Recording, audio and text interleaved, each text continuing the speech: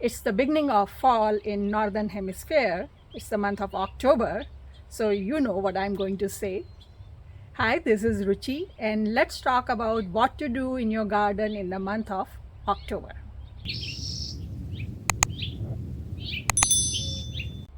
So first of all, I am in zone 9B. So whatever I am telling you is applicable to maybe zone 9A and 9B. If you are in a different zone, then you may want to check out the internet and find information that is more applicable to you. In zone 9, if you have any tropical or subtropical plants, this is the time that you want to start planning to move them inside. Because they don't like temperatures below 40 degrees Fahrenheit, and as the winter approaches, the temperature will go down below 40 degrees Fahrenheit. So maybe you want to move them in the garage or in your greenhouse or maybe inside the house. So you start planning and start making space for those container plants. For example, I have holy basil, I have curry leaf plant, I have beetle leaf plant, and they're still very young, and I'm going to move them inside the garage because they are not going to survive outside in winters. Now if we talk about flowering plants, if you have Christmas cactus, Thanksgiving cactus, or poinsettias, this is the time you want to move them outside so that they get long duration of darkness. If you keep them inside and you turn on the light at night, they don't get long period of darkness. For best blooms, they need 12 to 14 hours of darkness at a time. So you move them outside where they get morning sun and no light at night. Then 6 to 8 weeks later, when it's time for them to bloom, they'll bloom nicely. If you have any perennial flowering plants like daylilies or Shasta daisies or anything like that, this is the time to separate them out because they have been growing all summer long and giving you flowers, and probably the bulbs have multiplied. So you want to dig them up and separate them out and plant them in multiple clusters. For annual flowering plants, this is the time for the fall season flowers. So you want to start the seeds of calendula, hollyhocks, candy tufts, snapdragon, crown daisies, or any other flowering plants that you like.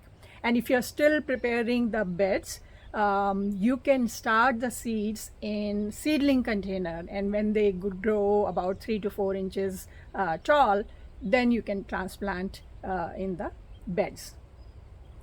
If you have started pruning your rose bushes, then also start spraying them with horticultural oil so that they stay pest free and disease free. So if we talk about vegetables, this is a time to plant all your fall season vegetables, like leafy vegetables like spinach, mustard, fenugreek, then root vegetables like turnip, beetroot, radishes, carrots, cauliflowers, cabbages. You can start those seeds now.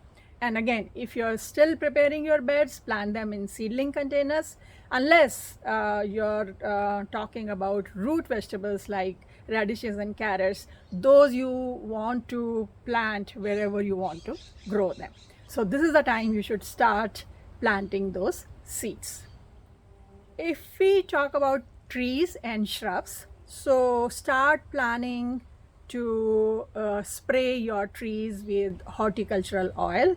So if you don't have a sprayer or you don't have the oil, go out and buy it, because in the month of November you should start spraying your trees and shrubs so that they stay pest free and disease free. This is also the best time to start buying the fruit trees, because you should plant fruit trees in fall.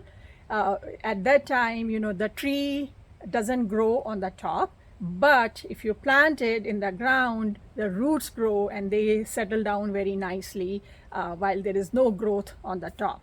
So this is the best time to plant fruit trees. So start researching from where you want to buy your fruit trees and which fruit trees and where do you want to plant them, because very soon the winters will start, so you want to get started on the planning side at least. If you like to propagate woody perennials like camellia, forsythia, quince, roses, this is a time, or this is the best time to take the cuttings. Take those cuttings and stick them in, and in a few months they will develop roots. When by the time spring arrives, you already have those cuttings with roots that you can plant in your garden. So that's about it. If you have any questions, leave a comment and I'll try to answer as soon as possible. If you like this video, press the like button, subscribe to our channel, and don't forget to share it with your friends and family. And I'll see you next time. Happy gardening. Bye.